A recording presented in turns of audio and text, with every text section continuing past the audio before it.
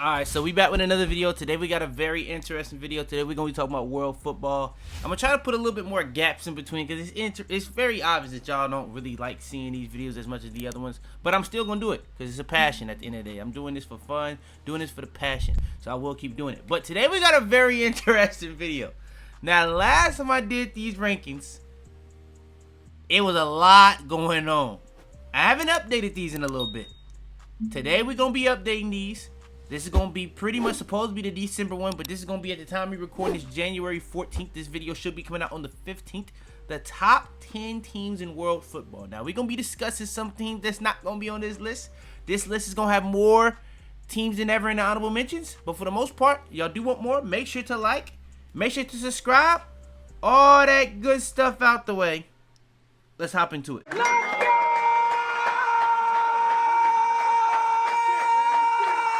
Alright, hopping into it. Honorable mention, I'm not going to waste too much time on these honorable mention teams, honestly. Because last time I had teams like Leipzig, who was doing very good at the time. They've kind of started to tumble down the standings. At the time, they only had one loss. Now they're up to 4. So, that makes it a little tough for me to give them the credit they probably deserve. When it comes to Serie A, Milan, AC Milan, they look like they actually had a chance. Inter is starting to separate themselves in League 1. Napoli is in Champions League. Milan only has 1 game a week. Juventus is actually starting to get up the table. So, like, that second place spot is starting to have, like, a little bit of a race more so than first. But Milan, AC Milan, they're not going to be an honorable mention in this video because Inter is starting to get a little bit of distance on them. Now, those two teams, they weren't honorable mentions last time. Honestly, one of the teams that I had honorable mention last time is actually going to be pretty solidly high in this video. But, with that being said, when it comes to being solid in your table, when it comes to also, at the same time, being solid in Champions League, it's really only 2 teams I can even really say, I would even be able to say is on here. First, honorable mention is going to be Martial. Martial, in my opinion, what De Zerbi is doing, I forgot what right winger name is, Greenwood. Mason Greenwood is doing over there. Even though with all the stuff he's going on outside of football, he's been very good this year. Regardless of what people want to say, like, I'm seeing people say that he should go back to Manchester United. I mean, United is in a very bad situation, which we will speak on.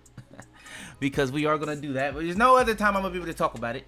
But Martial, they're 3rd in the league. I don't think they're going to be fighting for the league like another team that we're going to be discussing. Wink, wink.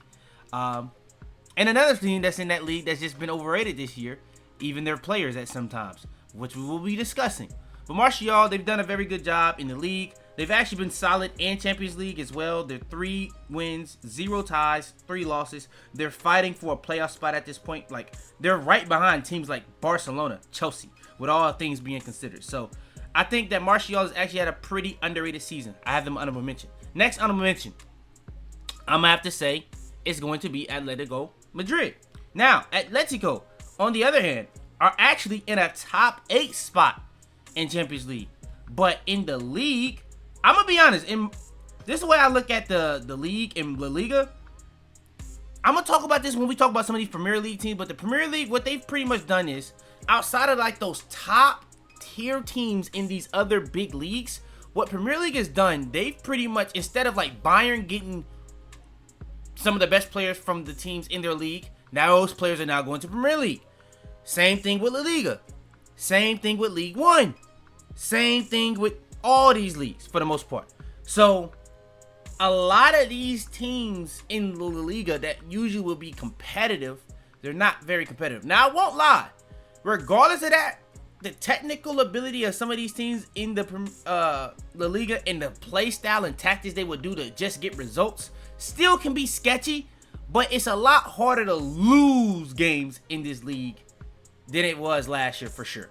So, they've not been horrible in the league, but they haven't been as it's not been competitive in terms of trying to keep up with the Barcelonas or even the Madrids this year.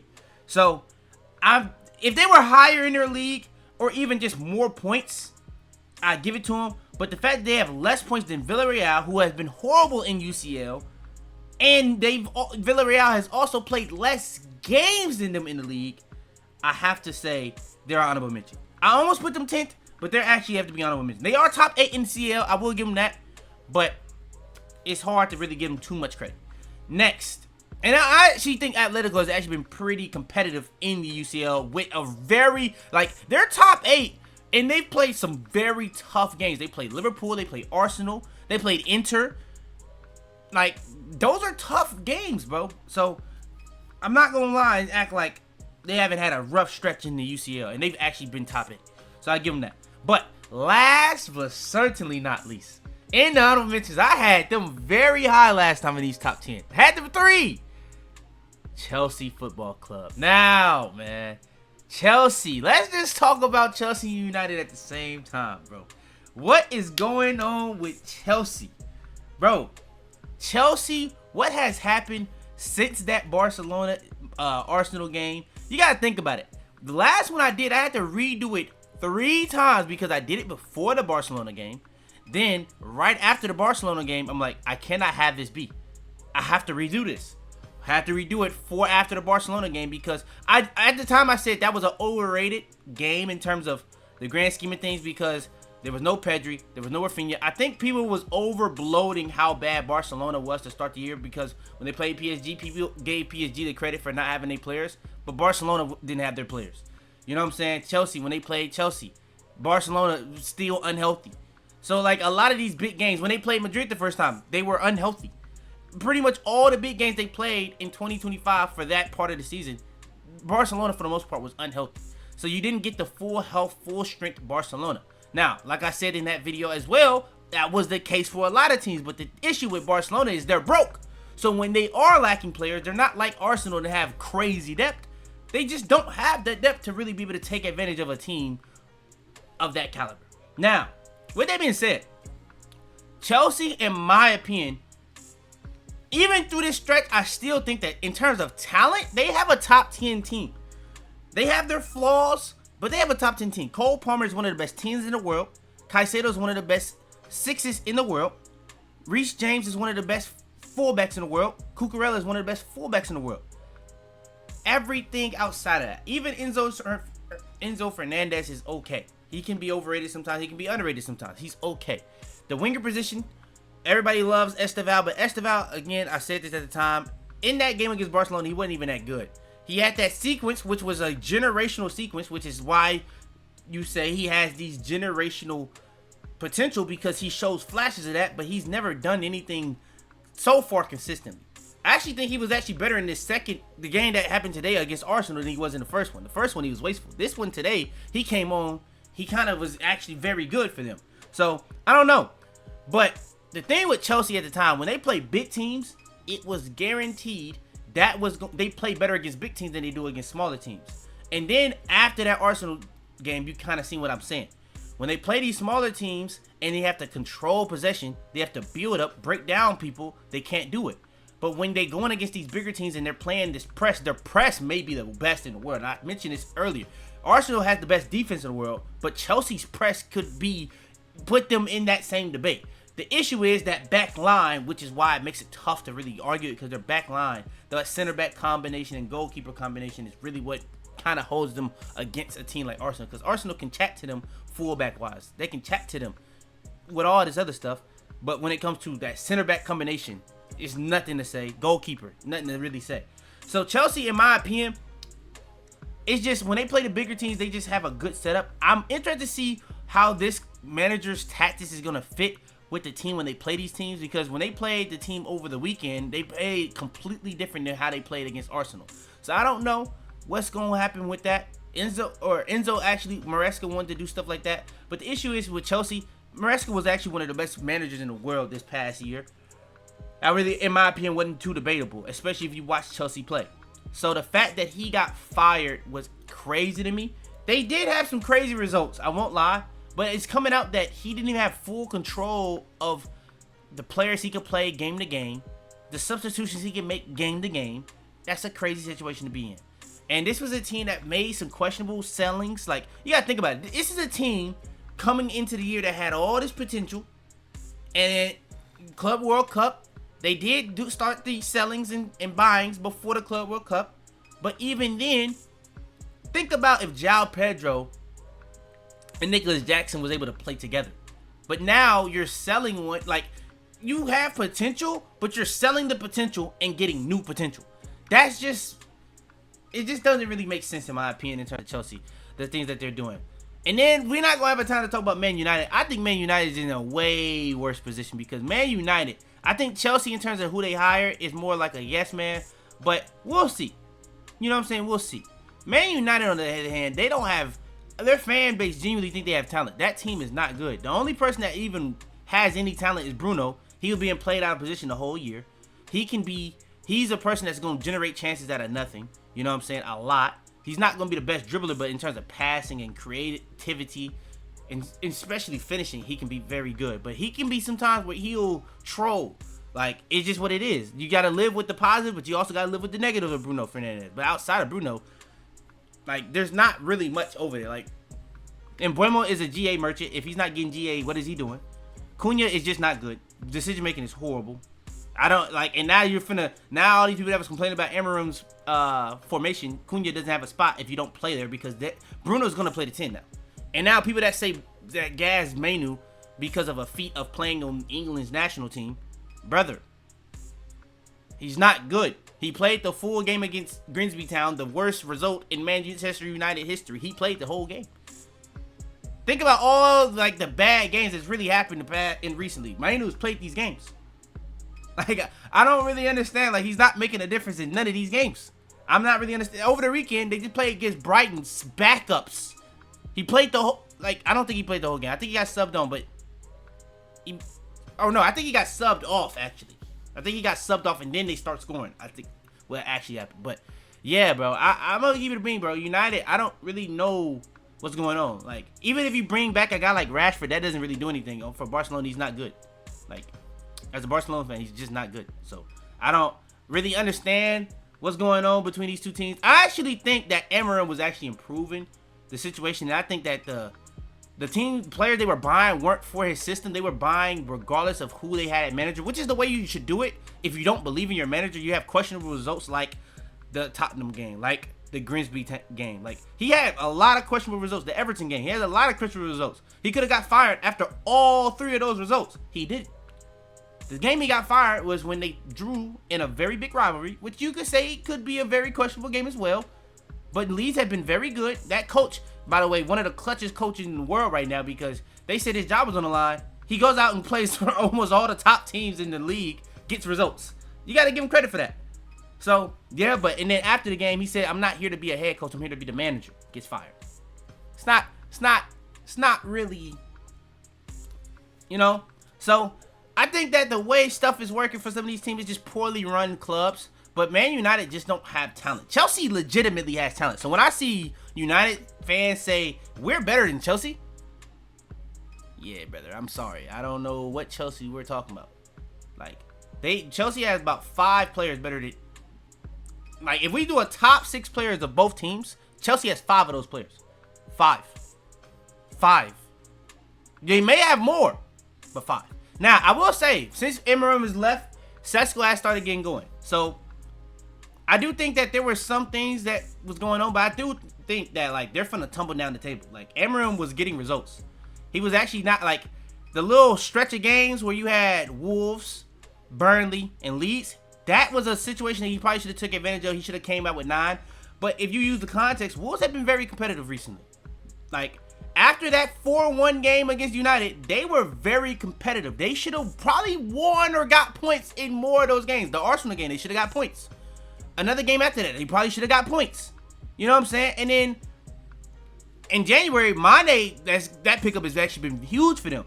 So Wolves, they haven't been the same Wolves as they were prior to that first United game. And then Burnley, that was just a bad result. That was just a bad result. Leeds, like I said, I think that's a bad result. They should have probably expected 9 points, but at the end of the day, bro, the thing that is really clouding a lot of United fans' judgment, I don't think this is a Chelsea issue. I think there is somewhat of a Chelsea issue, but they actually have the talent to be looking above these mid-table teams. United does not. A lot of their best players are mid-table players. And Bremo is a mid-table player. I don't even know if Cunha is a mid-table player. Last year, he was the best player on a avoiding relegation team. That's what Cunha was. He was the best player on a avoiding relegation team. That's what he was. That's not a troll. That's literally what he was. Those were your two big signings. Now, I won't lie. I also seen some people that was hating on Amorim say Semenyo is who Amorim wanted, but the club, the board, got Cunha instead. Semenyo would have been a much perfect fit for Amorim and post-Amorim than Cunha. So you can't even blame the manager for something like that. So I don't know, bro. In my opinion, I think it's poorly run. The talent is an issue. Semenyo is going to come up later in this list when we talk about a certain team. But I think that there's a just genuine talent issue. Like, a team like Villa has far more talent than United. Like, so people that's saying, like the United fans that's saying that they're going to fall down. Bro, they have far more talent than you. It's not even close. A team like Spurs look awful right now. Spurs legit might have more talent than United.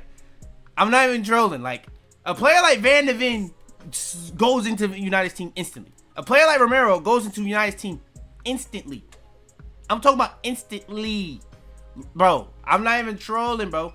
Like, a lot of the midfielders, like, that are trash on Spurs would play for United. I'm thinking of, like, the Bergvals. I'm thinking of, like, the Sars. I'm thinking of, like, the, maybe not any of the 10s, like Xavi Simons. But you gotta think about it. Spurs are actually dealing with, like, a full-on injury crisis. So, and their manager is just not really working out at all, in my opinion. I think that's the manager that's actually not really working out. But they do need a midfielder that can help in the build-up. But I think if he just goes with the young players, I think the fans would be straight on him. But United, I just think it's a just talent issue. Like, when you think of teams like Brighton and United don't have more talent than Brighton. It's about the same level. Think about teams like Everton. They may have a little bit more talent than Everton. I won't go that far. But it's relative. You know what I'm saying? It's relative. When you think about Brentford legit has more, like, the same talent. I don't know about more, but the same. It's literally the same levels. So I don't see what people are seeing. Like, the fullback situation, wingback situation, whatever you want to call it. Regardless, they don't have anything on either side. United has nothing on either side. Crystal Palace has more talent than United. Facts. So I'm just saying, bro. Like, I don't know what this dilemma United fans are looking at, what team they're looking at, but you can blame the manager. I thought last year after the Spurs game, it was a clear, obvious talent issue. If you watched a lot of their games last year, it was a clear talent issue. They need to buy a lot of players in the summer. Get rid of a lot of these players. They got rid of some of the players. They didn't get rid of all of them. And they bought some players. I thought the players that they bought was stupid because they bought 10s. Bruno is their best player. Why would you buy 10s? You need a striker. You need a goalie. You need some defensive line. But mainly wing backs in midfield was what I thought. I thought wing backs in midfield. I think you get a better control of the game with your wing backs in midfield. Your striker's going to get more chances. So regardless of how bad he is, if he gets more chances, you're going to get more goals. But I do think Sesko is going to start working out post-Amorim based off what he's been looking like recently. We'll see, though. Now, we just talked about the honorable mentions for how long? How long I just talked about them? Honorable mentions, 18 minutes. Let's get into this list. Now, coming in at number 10, number 1 in their league, Lens. Now, I don't know what's going on in League 1. People just really, this is like a clear case of people don't care about what's really going on. PSG, a lot of their players are overrated right now in terms of what's happened in the back half. I'm seeing people put Dembele in every single best 11 just because he won the Ballon d'Or. And I even tried to force him as like a backup, but like, I said this last year for PSG, he wasn't the top 3 player. This year he had, bro, it's like, come on, bro. PSG has not been good in the first half of this season. Last year, similar, they weren't good, but they've been worse. They've been actually legitimately worse in this season because at least last year they were winning the league easily. Last year the problem was they were struggling in UCL. This year they've been more consistent in UCL, I believe, actually. I could be wrong. I think they have been, yeah, PSG is 3rd in UCL right now. But their distance between 3rd and like, I guess 9th is really just 1 point. So they have a really good goal difference. The Spurs game helped them a lot in that game where they was able to just keep going crazy with the goals. But I think there was other games too they really went crazy in. But the last goal in that Barcelona game is really pivotal for both of those teams because Barcelona is down at 15 and PSG is up at 3. If that was a tie, that's a difference of 1 point where Barcelona will be at 11 and PSG will be at 11. They both will be at 11 at this point. So that would be a pretty big difference at this point. But that's just not reality. So, but PSG, they've been unhealthy. I give them that. But when they've got their players back, they actually still been dropping results. Like the Monaco game around the last time I did this, that was a big result. Just today, they lost. They're not gonna be able to complete a triple again because they just lost their first big, I guess not big cup, but like it was a cup game in France. They lost to Paris FC. That's a pretty big deal for them in terms of their wishes to win like a domestic treble again. But they won the actual treble last year alongside a domestic treble. So it just was a crazy run for PSG last year. You can't really expect teams to do that every year, especially with the health issues they've had. But teams like Lens have taken advantage of it. Now, I will say PSG is only 1 point back, even with how inconsistent and bad they've really been in the league this year. But I got to give them credit because they're winning one of the top 5 leagues. Martial around this time last time actually was pretty like close with them. Lens is actually creating distance on these other teams, but PSG is starting to keep up. So that's a pretty interesting situation to look at, but I'm going to keep it moving because I'm going to keep it a bean. I don't know too much about Lens. I just wanted to give them some credit. Next, coming in at number 9. Now, this may be one. Oh, no, we're not. I'm jumping the gun. Next, coming in at number 9, Inter. Now, Inter, I mentioned this on the last one. They have not really won a big game all year. I mentioned this last time. And it would have worked if they would have lost recently against, I think it was Napoli they played in the league.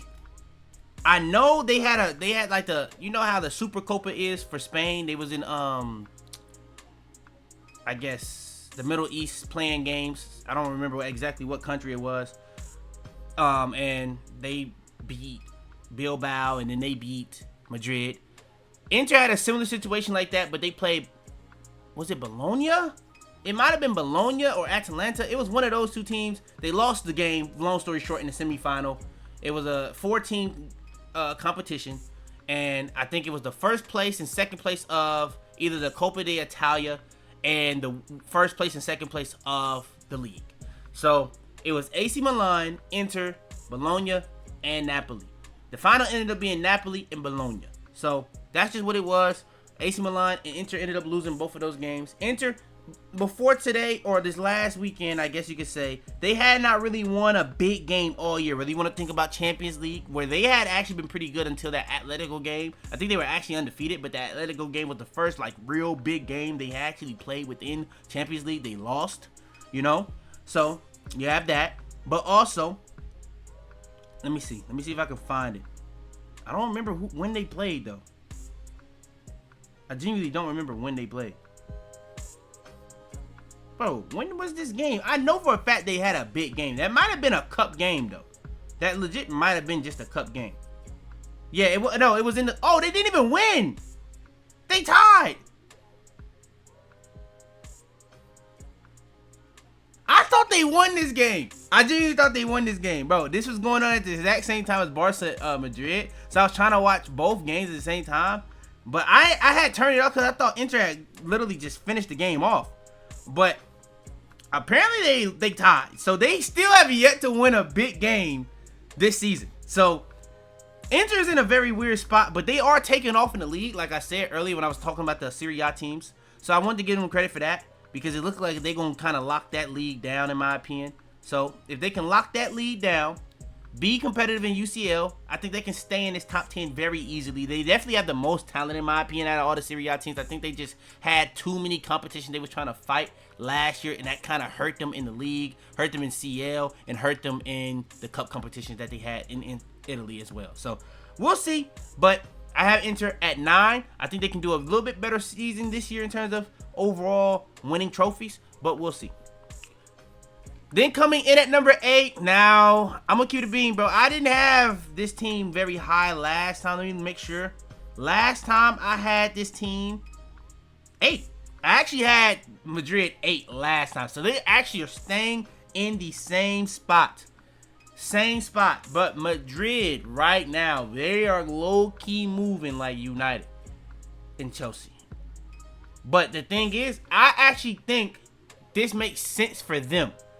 Chelsea and United, it don't really make sense because Chelsea, they are trolling the manager at the same time expecting to. They're still giving him the expectations of a top club. But I think it was a lot of stuff going on behind the scenes as well. And I think he resigned. So that's a different one. United, they're acting like they're a top club, but at the same time, it's because of what he said more than what the results was, which is really the craziest part of the whole thing. When it comes to Madrid, they actually have a standard. But the issue I have with it is that they chose, bro, the issue with this team is Vini and Mbappe. They do not fit together. Whenever they get, either you make a system for them to be able to fit together, which I don't think that's going to happen. There's definitely a manager out there that probably could make it work. I won't lie. That's a lot of time they got over there. But it's not working with the people that they've had last year in terms of Ancelotti. This year, Xabi. And today, they lose, kind of like PSG, but even worse. They lose to a second division team that's like 19th in the second division. And they lose that game after bro was talking crazy about their youth academy. He was talking about they have the best sixth in the world. That he's going, it's a lot going on. Now, Mbappe is not playing in this game. Mbappe didn't play Sunday against Barcelona. That's a big loss. That's arguably the best player in the world. But a lot of Madrid fans, it's really like a literal civil war going on in their fan base between the Mbappe fans and the Vini fans. And I'm going to be honest, I do think that this Stan generation is really ruining teams in terms of team fans, because I don't know how we get to a point where player fans are like more likely than being a fan of a team. But that's just the reality. And the issue is Mbappe is a better left winger than he is a striker. He's a better left winger than Vini is a left winger. But the thing is, I would say Mbappe has never shown a tendency to press. Mbappe is a better player, but in terms of how Madrid wants to play in their history, I don't know why Madrid fans act like they ever had like a crazy good style of play. They really was mainly in these winning seasons more like a counter-attacking team. Was it fluid? Yes. Like you had guys like Kroos, Modric, Ronaldo, Bale, Benzema.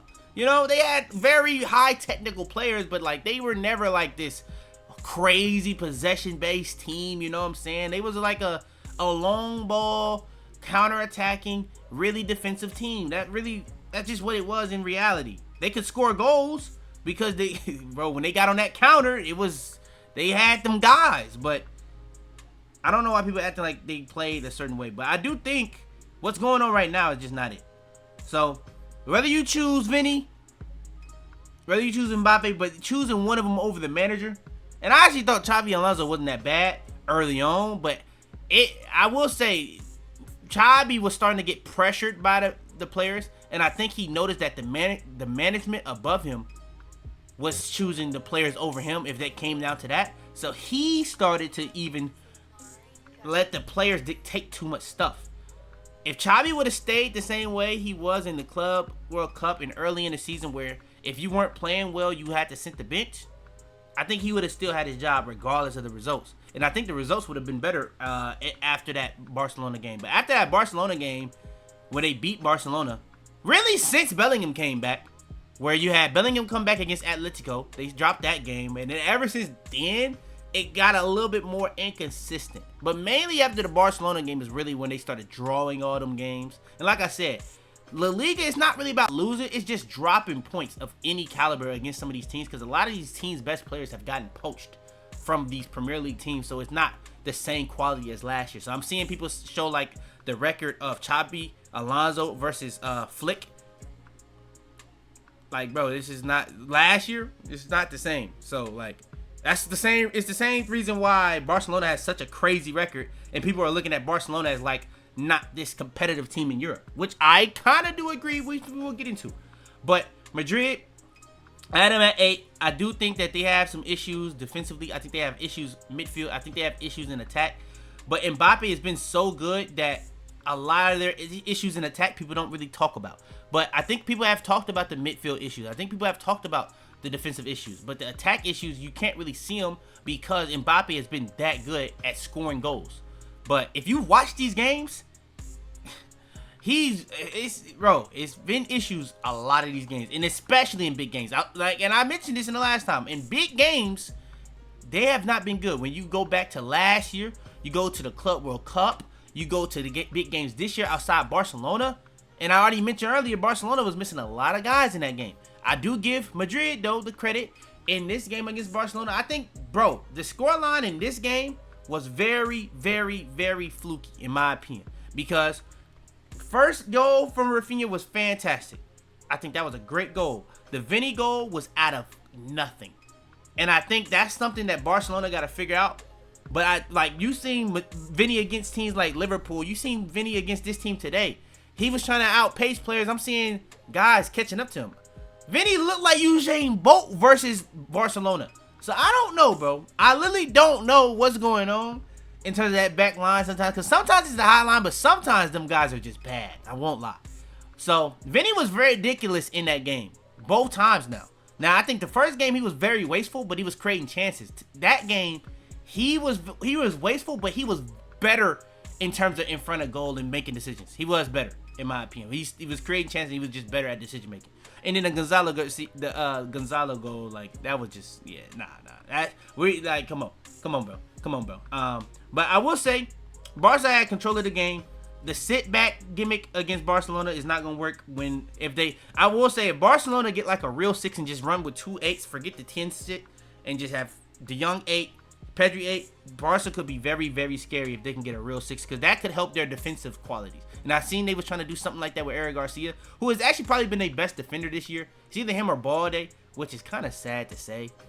But yeah, that's a team that Madrid is going to have to try to beat this year. We'll see what they do in the league with this new coach. They lost their first game with him. We'll see. So they're not even going to be in the Copa del Rey, which is the actual big cup competition. So they lost the final for the Super Copa, and they already lost out in the Copa del Rey. So that's 2 cup competition they have no chance of winning. So now they kind of have to go all in on the league and UCL. So we'll see. They should be more rested with that though. So that should be a big deal for them for the next time they do play Barcelona in the league. Because if they play Barcelona in the league, that could be a 1-point difference if they take advantage of all these games. We'll see. And I'm going to just say them at 8. Next, we got Aston Villa. People going to be like, how is Aston Villa over Madrid? I think Aston Villa in UCL, you could debate, was better than Madrid last year. You could genuinely make that debate. Aston Villa, their performance against PSG was fantastic. If you want to compare their performance against PSG versus Madrid's performance against PSG in the Club World Cup, 2 different things. I think Aston Villa actually over the 2 legs was better, personally. But if we just talk about this season, I think Aston Villa has been better. Now, I don't think Aston Villa has the talent of Madrid. I think the management has been very similar. I think Unai Emery has been very good with this Aston Villa team. I think he has. And they're not in the UCL, so you got to just knock down them points for that. I will say that. So that's why I don't have them as the 3rd best Premier League team. But you got to give Aston Villa credit for what they've done. I do think the second game of Arsenal, I don't think the scoreline was very prevalent to what actually was. I think Aston Villa was very wasteful. Emi Martinez could have been better. First game, I think it could have been a lot different as well in terms of both sides. I think Aston Villa was very wasteful. I think Arsenal was very wasteful. And then Aston Villa, they just was able to actually get that goal-clinching goal to win the game. It kind of reminded me of that PSG-Barcelona game, in my opinion, where both teams wasteful. They could have had a lot more goals from both sides, but at the end of the day, PSG, they got the final chance and they finished it. So that's kind of what happened with both games. I think that was very similar. I do think Aston Villa has a lot of underrated players though in that midfield. They have a very good midfield. They got some depth in the midfield. I think Morgan Rogers, in terms of, if we want to say 10s, left winger, whatever you want to say, whatever position he is, he's one of the best in the world. If you want to say left wingers outside Rafinha this season, because Vini ain't been, bro, that game against Barcelona is like the only good game he had pretty much all year since the game against Barca. And having a good game against Barca ain't really like a feat at this point. So I don't know how much of a feat that is. Morgan Rogers has a shout as that second best left winger in the world right now. I'm trying to really think. Kvaratskhelia probably is better. Morgan Rogers, you could argue, is having a better season with how PSG has been this year as well. I'm trying to think of some other left wingers. It's not a lot of good left wingers, man. It's just not. So, I think Morgan Rogers, he got a shout for it. Even if you want to say in the 10 position. It's not been a good year for the 10s either. So, I think Morgan Rogers has been very good. The back line, I do think it has some flaws. But they've been pretty solid as well. I think the thing about Aston Villa, why they may come down in the league, is not really because it's going to just start. They're just not going to play at the same level. I think a lot of their goals have been from outside the box, wonder goals, like against United. United, low-key could have beat Aston Villa, I won't lie, but Morgan Rogers was just the difference in that game. I do think the goalie could have did better on the second one, but Morgan Rogers was just ridiculous. He's ridiculous. He was making goals out of nothing multiple times. So, yeah, Aston Villa, I got them at 7. They've been a very, that stretch of games from, the Liverpool into the Arsenal, that was the best team in form in the world at that point, low-key. They had won, 13 straight games or something crazy like that. You can't even really argue that one. You got to think about Bayern had lost. Arsenal was starting to drop games. They were starting to get injuries.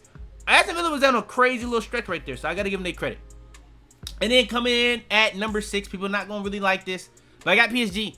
Like I said with Lens, PSG has not been that consistent team this year. I think in UCL, they've been very good. I think the loss that they got makes sense. Bayern. I think the win against Barcelona was very good. There's nothing to discredit there. I think Barcelona was unhealthy. I think PSG was unhealthy. That was one of the best games I've watched this year in terms of the flow, the tactics, the chess match. That was one of the best games I watched this year. PSG, bro, if their manager leaves, that's an interesting situation.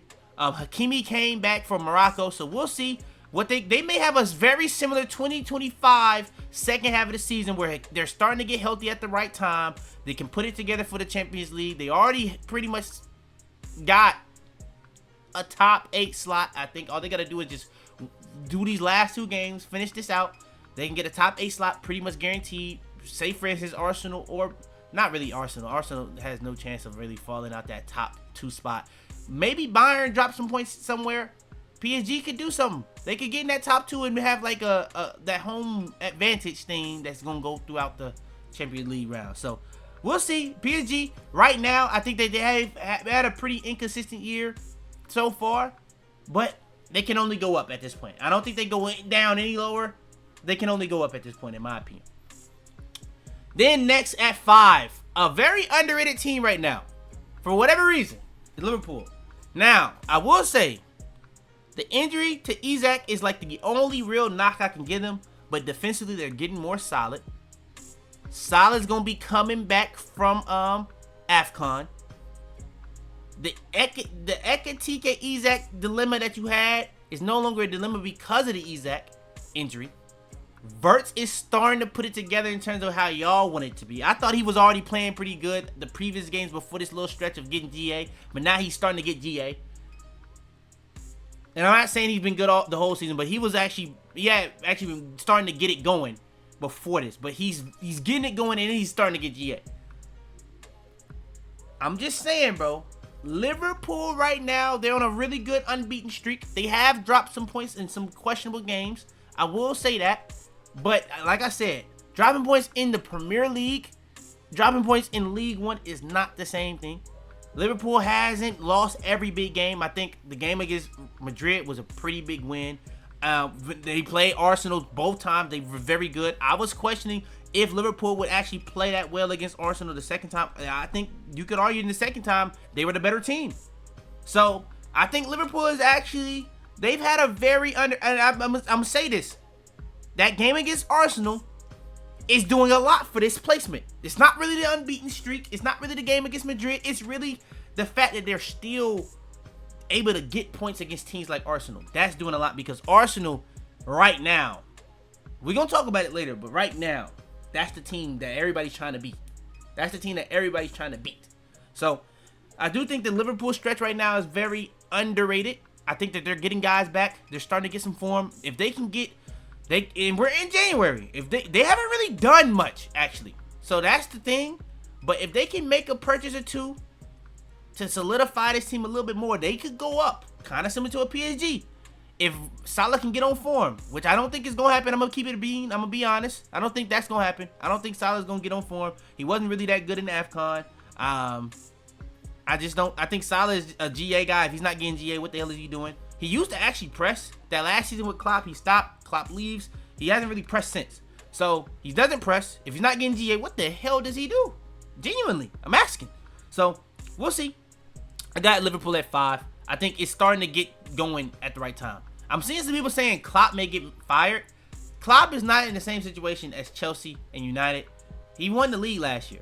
Like, that's the best league in the world. He won the league in his first year. Like, come on, bro. Give him time to bed in these signings. They completely changed the team this year.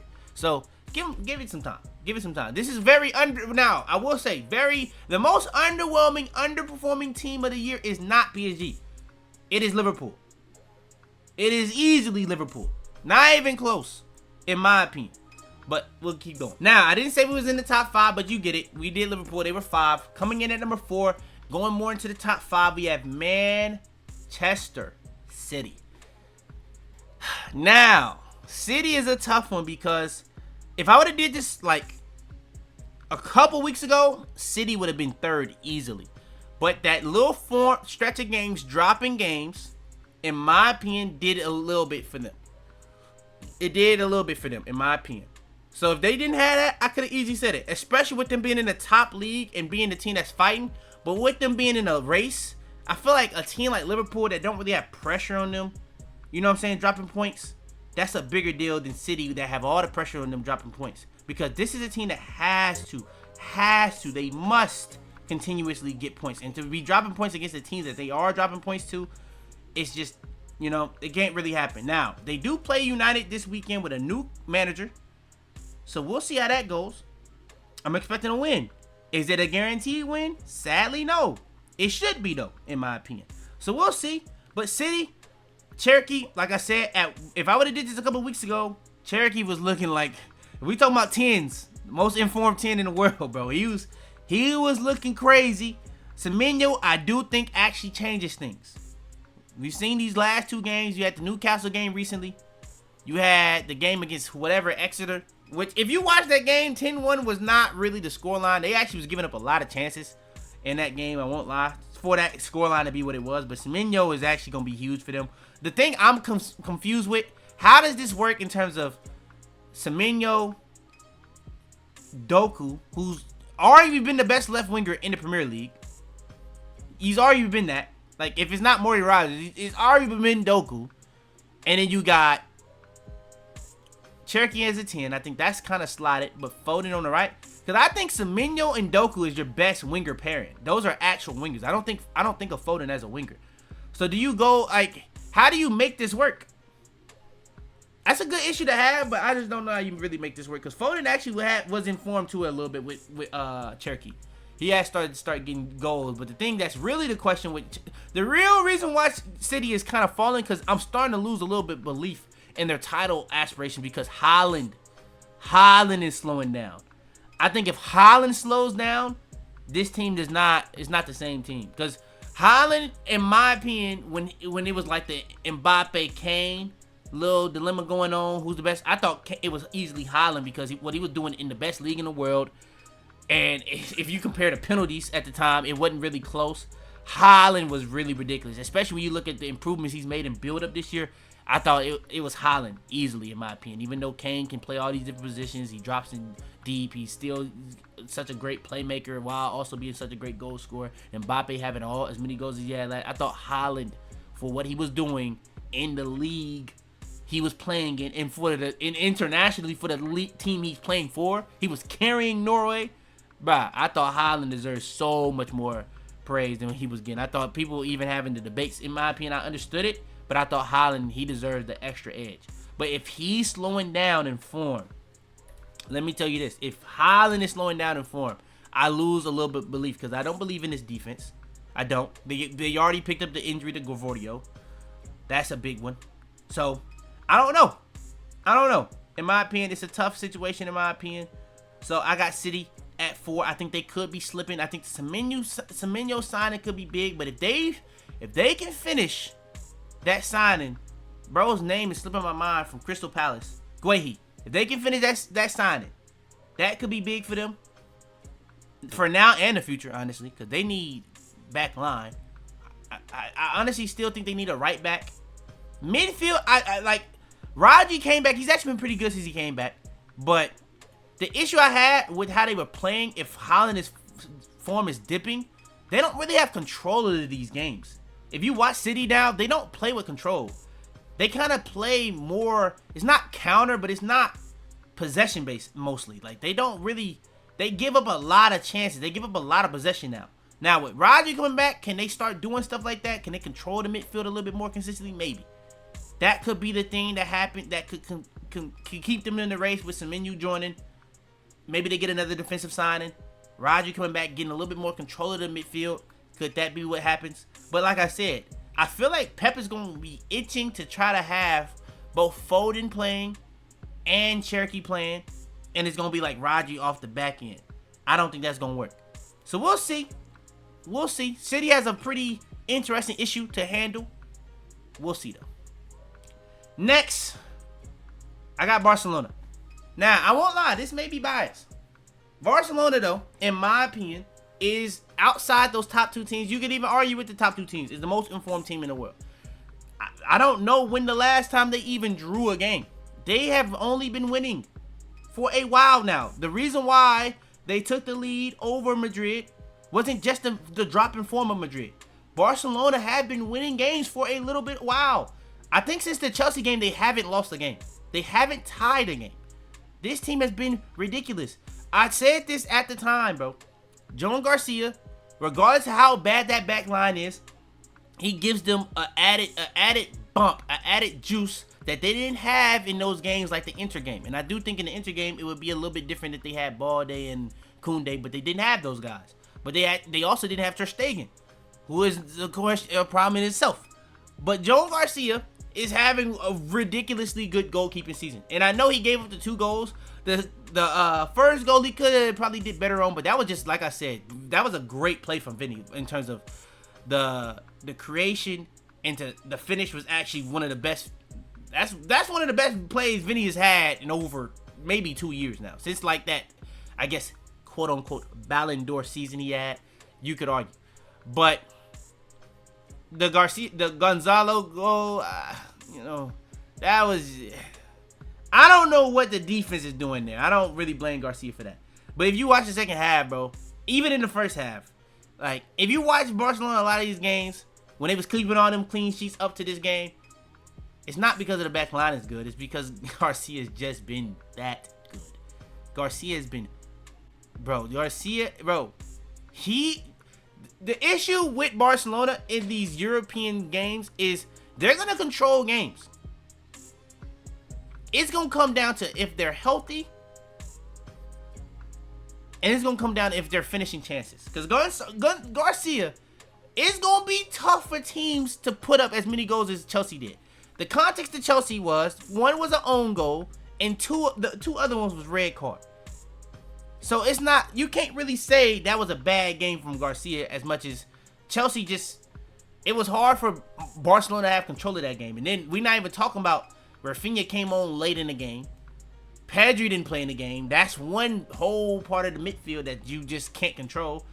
And yeah, now I won't lie, against Madrid, now the Young have been on a little rough stretch of games recently. I won't lie, and especially in these big games. But against Madrid, you could argue the Young was better than Pedri in that game. And I don't think Pedri was bad, but the Young was very good in that game. That's why I'm saying, like, Pedri and the Young as 2 progressive 8s with a very physical, technical 6 behind them, that could be very, very bad for the world. I won't lie. I don't even know if I know they want a left center back very bad, but that could be the bigger issue. That could be the bigger box. Because I don't be honest, as long as they got Hansi Flick, I don't think they really have to spend a lot of money on a striker. I know a lot of Barcelona fans, they think they need to, but the amount of chances they're gonna get that's gonna get created with Lamine, at Rafinha, as much as you want to talk about him being a GA merchant, Rafinha, bro, I won't lie, his movement off the ball is low key, like, it's ridiculous. I won't even lie. His movement off the ball is ridiculous. His ball striking is ridiculous. Like, At a certain point, he a GA merchant. I won't lie, he is. But, bro, he is so important to this Barcelona team in terms of just the movement. Like, the difference between him and Rashford in terms of pressing and movement off the ball in the attacking phase is just night and day. I won't even lie. Even looking at Lamine sometimes, Lamine's movement off the ball, even when Rooney Bargy played, is completely different.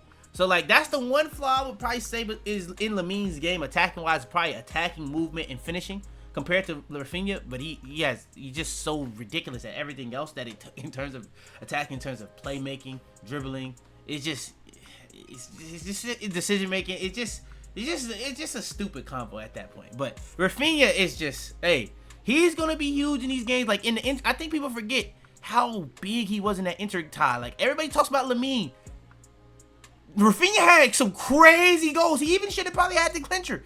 So I think Rafinha coming back is huge on that left. Him and Lamine, I don't even know how it's even debatable, but that's the best winger combination in the world. It's not really close in my opinion. Lewandowski did not have a good game against Madrid at all, but the finish he had was so stupid. The finish was stupid. And that's what I'm saying. Like, if they're just finishing chances, like, Rafinha was ridiculous in that game in terms of what he does. He had some flaws in that game where he kind of trolled some passes, trolled some touches, but he also trolled a pretty big finish, but he made up for it very fast. But the finish he had that he missed was definitely easier than one he actually made. And I seen some Madrid fans actually mad about that. Like, what the hell you want bro to do, bro? Bro, he's playing him for the pace so that he doesn't get closer to the goal. He shoots from that far out with that strike, low driven. Bro, there's no goalie saving that. Bro, it's like, hey, Rafinha is ridiculous, bro. He is ridiculous. You gotta give him his credit. If he can, hey, last year he's getting informed at the right time. The way Dembele got informed around this time last year, that's what Rafinha is doing. If Rafinha can really do what he did first half to around like February of last season, if he can do that this year, right now to the end of the season, Barcelona's gonna be tough to beat, regardless of how many goals they give up. Because Joan Garcia, as no matter how many chances you get, you gotta get past Joan Garcia with the ball. And then Rafinha and Lamine. Now, I ain't gonna lie though, Pedri in these big games, we'll see. Pedri's been okay in these big games, I won't lie. But I do think the balance of those four is really gonna come down to what happens outside those four. I don't think that Barcelona's too broke to like really even make a big signing. So I'm really like looking at what's a young guy they got coming up that could probably get more minutes if I'm them, because you also got to look at health with Barca. Balde's been healthy the whole year. That could be a guy you watch out for. Hopefully he can stay healthy. He's been arguably, I said Eric Garcia. If it's not Eric Garcia, probably Balde. Kubarsi's been struggling. Araujo's been struggling. Jared Martin, I don't know why he gets gas. That brother is trash. Koundé has struggled all year. It's really painful to see because Koundé was so good last year. He's struggling. Even when he's with France this year, he struggled. So it's really something going on with Koundé. We'll see though. But yeah, Barcelona, very interesting situation going on over there. They have their flaws, but in terms of informed, they've been informed at the right time. And if they can keep this up, that could be a very interesting team as we close out this season. Then next we got the team, kind of obvious. The top two is pretty simple. Bayern. These two teams played. Bayern played. I do think if Bayern was fully healthy, it probably would have went different. It's kind of just hard to justify putting Bayern over Arsenal. I honestly do think that they're probably a better team. It's just, in my opinion, it's easier to beat Bayern than it is to beat Arsenal. Hopefully that makes sense. I think Arsenal, their floor right now is really a draw. Like, the most you can really get off Arsenal right now is a draw because they're so good defensively. They're so good at controlling possession, which is why I was so surprised they played that way against Bayern. They pretty much played haram ball against Bayern and said, hey, Bayern, y'all can have possession. We're just going to hit y'all on the counter. We know how much risk y'all want to take with this high line. Even Neuer, we're going to get our chances. We just got to finish them. And that's pretty much what they did. Because if they're playing on the back foot with that defense, good luck breaking that down. Good luck breaking that down. I'm not going to lie. Now, Bayern, I do think Musiala coming back is going to be a good added juice. Alphonso Davies coming back is going to be a good added juice. I think that fullback position is going to be something that could really be big for them going forward, because that would be the area I think they probably have the most flaws. I think midfield is actually not that bad with Kimmich and Pavlovic, and I guess Musiala or Carl. I've seen a lot of Bayern fans mad about Carl, saying that he wants to go to Madrid. Man, at the end of the day, it's Madrid, bro. You can't, like, he shouldn't say it, but like, it's not a surprise. He definitely just shouldn't say it, though. I won't lie. But honestly, man, Bayern, y'all got a lot of talent over there. Kane is having a very good season. I think Olise is the best player on the team. Olise has been phenomenal, bro. Phenomenal. I think Bayern is, hey, Company has got them boys playing. I just don't know what they can do. Maybe, I know Neuer's getting older, so it's probably tough to replace him, but you probably could get an improvement in goal. You probably could get improvement on the fullbacks. They probably don't do the goalkeeper. They probably try to sign some like squad depth defensively is what I would probably say. I don't know if they really needed too much attacking or midfield wise, especially midfield. Probably more so attacking. Maybe even midfield they probably need some more depth. I don't know. Bayern probably more so needs depth, more so than anything. But we'll see. I got Bayern too. And then at number 1, who else would it be? Arsenal. Arsenal, they had that little stretch of December games where they were dropping points, and Man City was able to make a little bit of a comeback, you know what I'm saying? But they've also, Man City had a little bit stretch where they started dropping points, and Arsenal was able to take back off a little bit. So it's just what it is, you know what I'm saying? At this point, we'll see what's going on in the league with them. As of right now, Arsenal is 6 points ahead of them and Aston Villa. Aston Villa and City are actually on the same points. The thing that really is the difference for me, though, between City and Aston Villa is just Haaland. I think Haaland is just the ultimate difference maker. Donnarumma, you can actually throw in there if you want to as well, I guess. But I don't think Donnarumma's been nowhere near the level of Haaland personally. I think Haaland has just been the difference right now. He was on a tear. If he's coming down, like I said, that's going to be tough for me. Tough for me to justify keeping them that high. I was going to put them third, but with them jarring to drop points, Barcelona on a crazy stretch of form, I have to do that. That's just what it is. But Arsenal, defensively, I think Odegaard has came back. He actually looked good, honestly. I do think attacking-wise, striker, left winger, you need improvement. Saka hasn't been good this year, so I don't know what's going on with that. Your best attacker has been Trossard, which is kind of weird. Like, when you watch him, he's creating the chances. You know what I'm saying? He's the one finishing chances. That's what Saka should be doing, which is weird, but I guess. It's a weird season for Arsenal because they have their clear flaws. But like I said, it's much tougher to beat Arsenal than it is to beat Bayern, because Bayern, you can get at them defensively. Arsenal, man, you can't. You can't. Unless you, like, even if you have like an Mbappe or a Kane, you can't. The only person that you can really get at them with is Haaland. And that goes into it again, Haaland, bro. Why I thought he was the best. Because no matter what defense you have, there's no defense in the world that when he's in form, you're stopping him. He's inevitable, bro. He genuinely is inevitable. Mbappe will disappear. Kane will disappear. Haaland, if he's like, bro, Haaland, you know what I'm saying? Like, it's tough. It's tough, bro. Because especially, the thing with Haaland is, he's such good at his off-ball movement. Even if he's not scoring, it's getting opportunities for other guys to score.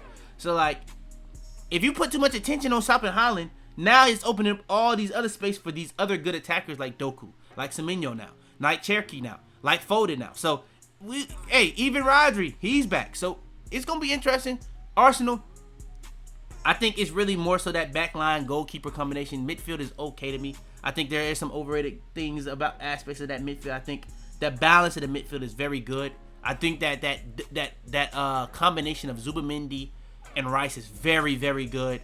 It really does come down to Eze and Odegaard. It's so much inconsistent in that spot for me. It's kind of, I look at that spot kind of similar to the striker and left winger. But like I said, Odegaard has been very good recently since he came back. So we'll see. I got Arsenal right now at 1. I think that this is a team that could be, if we thinking of any team that could have a stretch like PSG had last year, I would probably say Bayern is more likely to do it, because in terms of the league quality around Bayern, it's a lot easier for Bayern to just coast through all these cup competitions than it is for Arsenal. Arsenal, they have to beat a Man City. They have to beat a Liverpool. You know what I'm saying? They have to beat a Aston Villa. They have to beat a Chelsea. You know what I'm saying? They have to beat these other teams that's in their league. So we'll see. They pretty close to getting one done with the Carabao Cup. They got the FA Cup. They got the lead in the league. We'll see. And then you got the UCL. We'll see if they can finish it off when we get to the round of 16 and they're on. But yeah, that's the video. Y'all do want more? That's the top 10 teams in the world. I had to do a little tangent on Man United and Chelsea because when the hell else am I going to get the opportunity to talk about those two teams in terms of what they're doing, in terms of their incompetence. But yeah, that's the video. If y'all do want more, like the video, subscribe. I really do enjoy talking about football, man. Football, ain't gonna lie, right now is my passion. In terms of watching it, talking about it, hey, it's nothing better right now. I'm not even gonna lie. I love the NFL, love the NBA. NBA is kind of going the other way for me. All my videos I'm gonna do discussion wise and all the ideas I came up with is all negative. I don't want to just be a negative person on the channel for all this stuff. So I'm gonna still drop them, but I'm gonna try to come up with some positive videos too. So I'm gonna try to do it. It seems like y'all like the discussion NBA videos, the discussion videos in general. We'll see. Mock drafts coming. Stay tuned. Like the video, subscribe, all that good stuff out the way. Hopefully the Patriots win. I'm out of here. Tell them to bring me my money. Yeah!